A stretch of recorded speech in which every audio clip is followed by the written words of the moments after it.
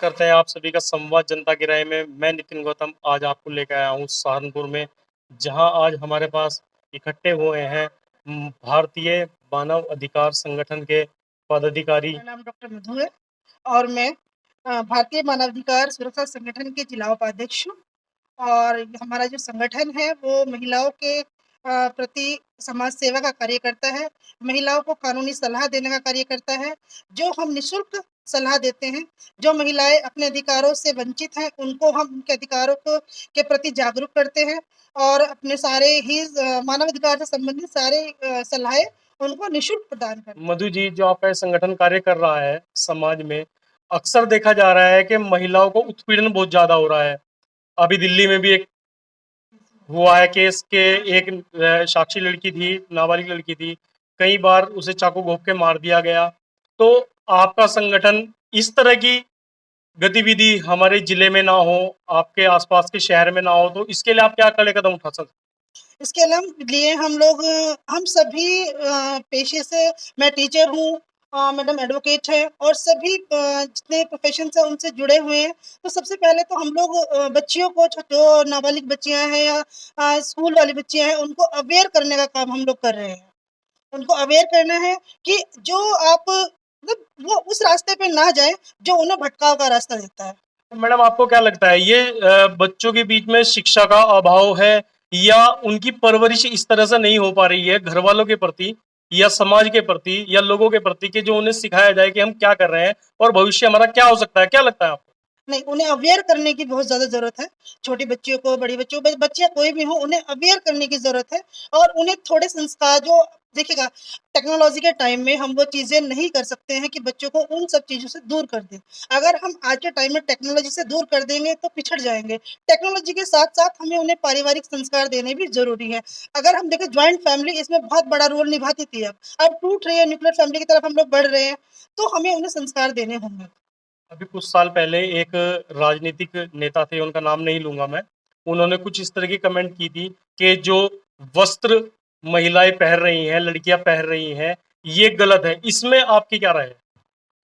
वस्त्र को देख के या कपड़ों को देख के सामने वाले को आइडेंटिटी करना, वो चीज़ तो ठीक नहीं है। सबकी अपनी पर्सनल चॉइस हो सकती है इसमें। लेकिन हाँ, फिर भी मैं भी थोड़ा ये कहूँगी कि हम लोग उतना मतलब पाश्चात्यकरण की तरफ जाएँ, उनकी अच्छी चीज़ों को फ़ॉलो करें, लेकिन उतना हम लोग ना उसका अंधा अनुकरण ना करें। जो गरीब लड़कियां हैं, गरीब महिलाएं हैं, बहुत से समाज में ऐसी भी महिलाएं हैं जो विवाहित होके उन्हें छोड़ दिया गया, मार दिया गया, पीट दिया गया, आग से जला दिया गया, दहेज उत्पीड़न, उसके प्रति आप लोगों को किस तरह समझाएंगे? जैसे दहेज प्रथा पहले चला करती थी, बहुत पहले चला करती थी, लोग अपने मुंह से मांगते थे, और वही प्रथा शायद मुझे लगता है कि दोबारा आ रही है। तो कैसे आप इसे कंट्रोल कर जाएंगे? नहीं, बहुत पहले की अगर हम बात करें कि अगर हम रामचंद्र जी और सीता जी के टाइम की बात करें, तो दहेज प्रथा ये बिल्कुल भी नहीं थी और ना ये मैं दहेज अभी था। लेटेस्ट अभी टाइम की जो बात हाँ, जो चल रहा है ये कि भई दहेज में हमें मुँह से माँग के इतना पैसा, इतना अमाउंट या इतना कार, ये वो सब चीज़ें दी जाएँगी, तो तभी शादी होगी। उसके लिए बस मेरा एक ही चीज़ है कि लड़कियों को इतना अवेयर करो, इतना शिक्षा दो, इतना एजुकेटेड बनाओ, उनको सेल्फ डिपेंड बनाओ, उनको खुद से कमाने के लायक बनाओ, तो शायद ये चीज़ें बहुत ज़्यादा कम हो जाएँगी। सरकारी स्कूल है हमारे यहाँ, कोई पढ़ाई नहीं हो रही है, सबको पता है। किसी भी तरह का टीचर जो है, चाहे वो महिलाएं हैं, चाहे वो जेंट्स हैं, सब अपने घर से अपने घर के काम लेके आते हैं और वो घर के काम करते हैं। बच्चे इधर उधर घूम रहे हैं। सिर्फ सरकारी स्कूल एक मिड डे मील के नाम का चल रहा है। तो किस तरह के आपके आगे जो संगठन है, किस तरह के नए कदम उठा रहा है कि हम लोगों को या टीचर्स को जागरूक करेंगे, या बात करेंगे, या सख्ताई करेंगे? किस तरह से आप टीचर्स को करेंगे कि बच्चों को पढ़ाया जाए? देखिएगा, इसमें मेरी विचारधारा बिल्कुल अलग है।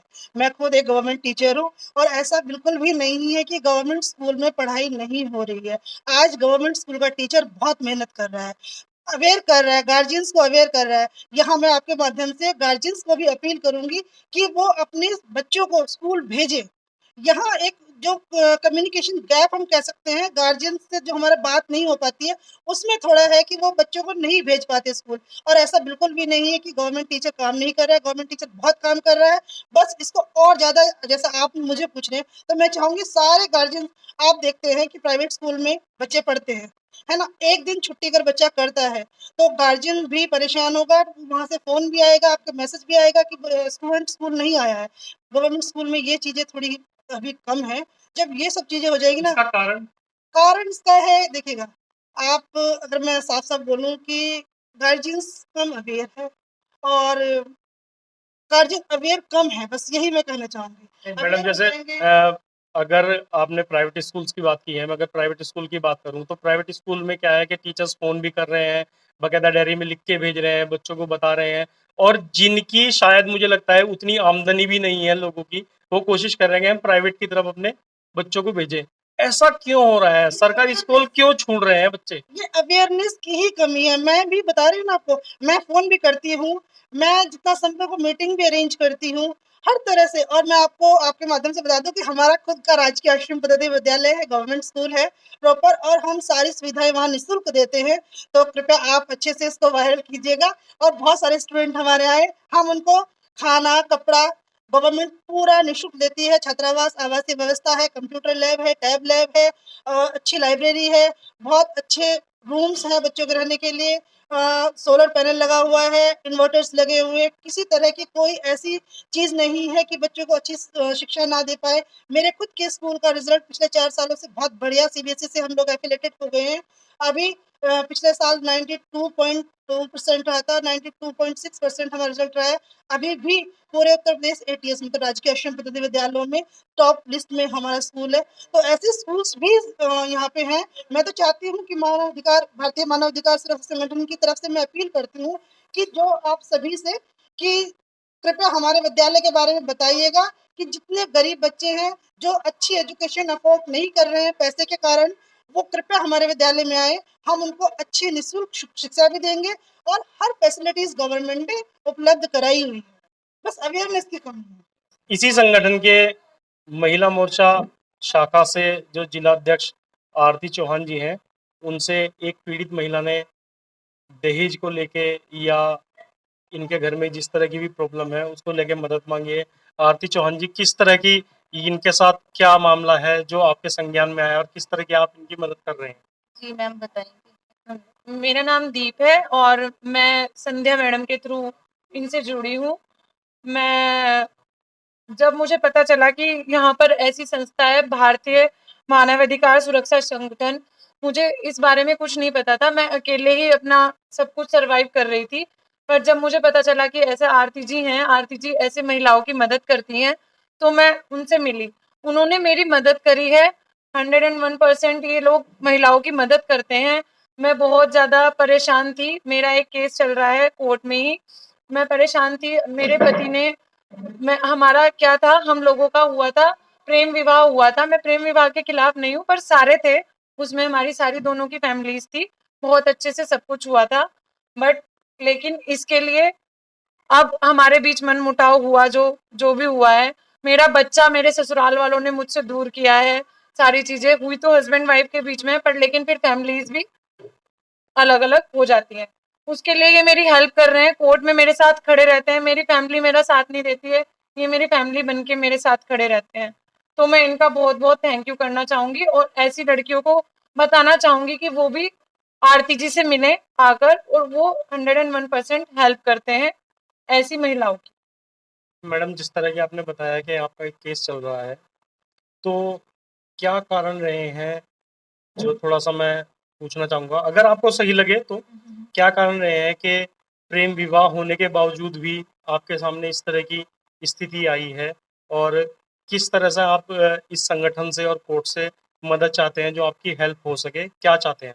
हाँ जी, मैं आपको बता देती हूँ। प्रेम विवाह जब होता है, तब किसी को किसी चीज की परवाह नहीं होती है कि मुझे ये चाहिए या वो चाहिए, ये क्यों नहीं मिला, वो क्यों नहीं मिला। लेकिन बीच में जब आदमी एकदम से छोटे से सक्सेस पे जाता है, मेरे हस्बैंड की रेलवे में जॉब लग गई है, तो वो अब शादी उसके के बाद? बाद, हाँ, उसके बाद उनकी डिमांड बढ़ गई है। वो लोग सोचते हैं कि अब हमें ये भी मिले, ये नहीं दिया, तेरे पापा ने वो नहीं दिया। तो ये सारी चीजें बीच में आई हैं। फिर बच्चा मेरे से छीन लिया गया है। बच्चा मुझसे इसलिए छीना गया है क्योंकि कोर्ट कभी खर्चा ना बांध दे। उस चक्कर में उन्होंने बच्चा भी मुझसे लेके कि बच्चे को हम पाल लेंगे। और अब मैं ये सोचती हूँ कि मैं खुद को पालूं, मेरी फैमिली में कोई सपोर्ट करने वाला नहीं है, जो मेरे बच्चे को दिन भर देख ले, मैं किसी स्कूल में जाके भी अपना जॉब करूं तो मेरे बच्चे को कौन देखेगा। तो मैंने ये सब सोच के बच्चा वहां दे दिया था कि उसको कम से कम रेलवे के थ्रू पढ़ाई तो मिलेगी। रेलवे पूरा खर्चा देती है उसका, सारी पढ़ाई का, सारी चीजें होती है, ये आप लोग भी जानते होंगे। तो मैंने इस करके उसको वहां दे दिया, लेकिन वो मुझे उससे मिलने भी नहीं देते हैं। पर मैडम ने मुझे कहा है कि वो मेरे बच्चे से भी मुझे मिलने में मदद करवाएंगे। तो मुझे इन पे पूरा ट्रस्ट है, ये लोग मेरी पूरी हेल्प कर रहे हैं इनके। मैडम जैसे आप अभी फिलहाल अकेले रह रहे हैं, घर से भी आपको कोई मदद नहीं है, तो आप अपने जीवन का गुजर बसर कैसे कर रहे हैं? मैं बच्चों को ट्यूशन पढ़ाती हूँ, थोड़ा कभी कभार ट्यूशन पढ़ाती हूँ और स्कूल में ही थोड़ा सा पढ़ा के। आपको पता है आजकल स्कूल में भी 3-4 हजार से ज्यादा कुछ नहीं देता है, चाहे कितने कितने कितने भी साल बड़े कितने हो। साल का बच्चा है आपका? मेरा बच्चा 5 साल का है। तो सभी जानता है। हाँ जी, वो सब जानता है। कभी कभी ऐसा महसूस हुआ कि अ, बच्चा सब जानता है, 5 साल का बच्चा बहुत ज्यादा आजकल अकल रखने लगा है, तो कभी ऐसा महसूस हुआ कि मम्मी पापा का झगड़ा बच्चे की परवरिश पे असर कर रहा है? हाँ जी, बिल्कुल, उसको सब चीज़ें पता है। वो जब भी मुझसे मिलता है, जब भी आता है, वो यही बात कहता है कि मम्मी आप अच्छी हो, पापा गंदे हैं। पर मैं उसको यही समझाती हूँ कि पापा आपके लिए अच्छे हैं, आप कभी गंदा नहीं बोलोगे। पर लेकिन ये एक चीज़ है, ये बच्चे की मानसिकता में बन जाती है। भले ही वो वहाँ रह रहा है, अभी वो छोटा है, जब उसको चीज़ें मिलती हैं, उसके पापा देते हैं, उसको पापा अच्छे लगने लग जाते हैं। जब वो मेरे पास आता है, जो भी मेरी सेविंग्स थोड़ी भी होती है, मैं उसके लिए सब कुछ करती हूँ। तो वो उस चीज़ में खुद को ढाल चुका है। मेरा नाम आरती चौहान है। मैं भारतीय मानव अधिकार में सुरक्षा संगठन जिलाध्यक्ष के पद पे हूँ। और मतलब हमारा हम जो कार्य कर रहे हैं, ये हमारा मेन लेडीजों पे है, जो उनका शोषण होता है, समाज में उत्पीड़न होता है, उन्हें परेशान किया जाता है, चाहे वो कहीं किसी के घर में काम कर रही हैं या कहीं बाहर जॉब में जा रही हैं, कुछ भी। देखिए हर तरीके से आज के टाइम में एक औरत का जीना बहुत ही ज़्यादा मुश्किल कर रखा है इस समाज ने भी। और या हम कहीं भी काम करते हैं, चाहे वो विधवाएँ हैं, चाहे वो डाइवोर्स हैं, जो भी हैं। तो हमारा मेन मोटिव यही है कि हमें इस चीज़ को ख़त्म करना है। मैडम अभी मैंने आपका एक मैनिफेस्टो पढ़ा है, जिसमें लिखा गया है कि जो गरीब लड़कियां हैं उनके विवाह शादी का भी प्रबंध करते हैं, तो आप शादी के लिए डोनेशन इकट्ठा करते हैं समाज से, लोगों से, जो प्रतिष्ठित लोग हैं उनसे मिलते हैं, तो किस तरह की प्रक्रिया रहती है इसमें? हम आपस में देखिए जो हमारे संगठन है, हम अपने संगठन के जितने भी पदाधिकारी हैं, सभी अपनी सलाह करते हैं, एक मीटिंग करते हैं। हम उसमें ये चीज़ रखते हैं कि हमें किसी को हेल्प करनी है, ठीक है? हमारे संगठन के लोग जितना भी हमसे बन पाता है, जो भी हेल्प हो पाती है, चाहे पैसे से है, चाहे कपड़े से है, किसी भी चीज़ से है, जो भी उस टाइम पे हम प्रोवाइड करा सकते हैं, तो हम संगठन की तरफ से देते हैं, जितनी हेल्प हमारे से हो सकती है, चाहे वो पैसे से है, कैसे भी है, चाहे वो जितना भी हो सके हम ज़्यादा से ज़्यादा करने की सोचते हैं। ठीक है? इसी इसी क्रम में हमारे साथ मैडम है, जुड़ी हैं, एडवोकेट हैं पेशे से। आइए मैडम से बात करते हैं। जी मेरा नाम अनुश्री कपिल है। सहारनपुर सिविल कोर्ट में एज ए एडवोकेट मैं प्रैक्टिस करती हूँ और मैं भारतीय मानव अधिकार सुरक्षा संगठन पे महानगर महासचिव के पद पर हूँ। तो मैडम आप जैसे एडवोकेट हैं, ये एक समाज सेवा का कार्य है। आप 10 से 5 की ड्यूटी कोर्ट में भी देंगी, और फिर आप समाज के लिए कैसे कार्य कर पाएंगे? सर ऐसा नहीं है कि हम 10 से 5 बजे तक फुल्ली बिजी होते हैं। कई बार 12:30 बजे हमारा बेल का टाइमिंग होता है। बेल करवाने के बाद जूनियर्स रहते हैं, बाकी काम वो संभालते हैं। समाज में अगर हम लोग जुड़े हुए हैं तो समाज के लिए हमें समय निकालना पड़ेगा। हम बिजी हैं तो भी निकालना पड़ेगा। हाँ, टाइमिंग थोड़ा बहुत ऊपर नीचे क्रैश हो जाता है, वो हम लोग एडजस्टमेंट करते हैं। मैडम मैंने अभी एक मैडम से एक क्वेश्चन किया था, एक दहेज प्रथा के ऊपर जो चल रही है आजकल। कुछ समाज में ऐसा हो रहा है कि लोग खुद मुंह से मांग के शादियां कर रहे हैं, और हो भी रही हैं शादियां, भविष्य में चाहे उसका कुछ भी हो, उस चीज को कोई मायने नहीं रख रहा। तो उसी चीज पे मैं आपसे दोबारा बात करना चाहूंगा, क्योंकि आप एज ए एडवोकेट हैं, तो आपका क्या कहना है इस बारे में? सर मेरा इस बारे में ये कहना है, देखिए मैं ज़्यादातर महिला मेरे पास उत्पीड़न वाली आती हैं कि हमसे दहेज मांगा गया है या ये सब कर दिया गया है। मैं ये कहती हूँ, वो जब दहेज मांगने की बात आती है तो रिश्ता जोड़ा ही क्यों जाता है? जब रिश्ता टूट जाता है उस टाइम कहते हैं जी हमने 15 लाख लगाए थे, जो लड़की वालों ने 15 लाख लगाए थे और लड़के वालों ने मांगा है, तो रिश्ता वहीं खत्म करना चाहिए ना। पहली बात आप ये देखिए कितने % एप्लीकेशन ऐसी होती हैं जो 100 में से 80% झूठी एप्लीकेशन आती है। ऐसा नहीं है कि महिलाएं सर्वोपरि हैं, पर एज अ लिमिटेशन सर। कहीं ना कहीं हम लोग गलत लोगों का साथ देके इस चीज का बढ़ावा दे रहे हैं। 15 लाख आपने शादी में लगाया, लड़के वालों ने मांगे तो आपने दहेज दिया क्यों? सबसे पहले तो दहेज देना पाप है, दहेज लेने से ज्यादा दहेज देना पाप है। तो आप जो इस चीज को कंट्रोल करेंगे तो ऐसा नहीं है, ये चीजें कंट्रोल होंगी सर। मैडम ये चीज तो हम सबको नहीं कह सकते। माँ बाप को शादी करनी है लड़की की, कई जगह ऐसा होता है कि गवर्नमेंट टीचर है, अच्छी सैलरी कमा रहा है, तो खुद से भी माँ बाप चाहते हैं कि अच्छे से अच्छा करें लड़की की शादी में। और किन्हीं कारणों से अगर घर में कोई इस तरह की चीज हो जाती है, तब भी देखा गया है कि लड़की वाले हों या लड़के वाले एक दूसरे पे केस करते हैं, मुकदमा करते हैं। तो ये क्या कारण है? आपका लड़का पढ़ा लिखा है तो आप अपनी लड़की को इतना पढ़ाई लिखाए ना कि बराबर का ढूंढे, उसमें दहेज का क्या मतलब है?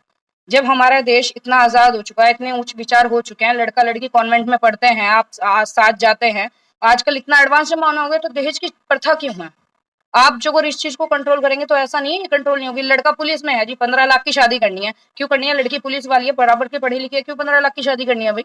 मेरी लड़की बराबर का कमाती है, मैं तो 1 रुपए की शादी करूंगा। करनी है, करनी करनी बतेरे ऑप्शन।